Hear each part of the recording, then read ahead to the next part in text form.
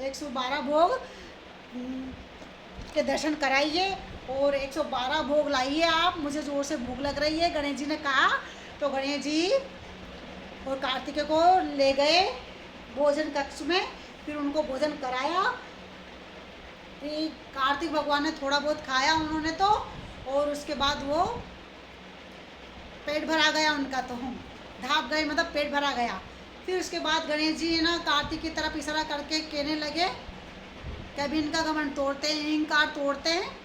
तो गणेश जी ने इतना खाया, इतना खाया, गणेश जी ने इतना खाया कि बनाने वाले भी परेशान और बना बना के परेशान हो गए। इतना खाया उन्होंने, इतना खाया, बहुत ज़्यादा।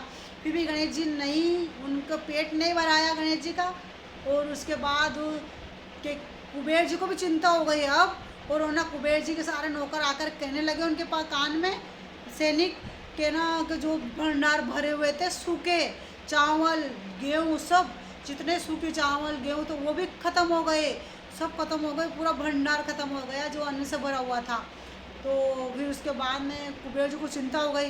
कुबेर जी को बहुत बुरा लगा कि ऐसा तो पहली बार हुआ है, नहीं तो कभी नहीं हुआ ऐसा। तो फिर उसने कहा अब फिर बन के लाओ, मेरे को भूख लग रही है और लाओ कुबेर जी, आप क्या कर रहे हो, आपके 112 भोग तो कम पड़ गए, और लाओ।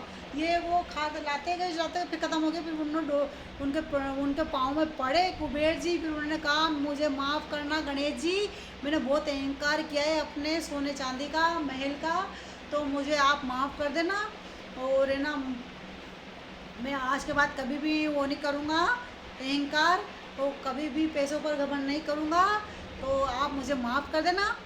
तो ऐसा हुआ। फिर गणेश जी ने ना, फिर भी उनकी गणेश जी को बहुत तेज़ भूख लग रही थी, तो गणेश जी ने कहा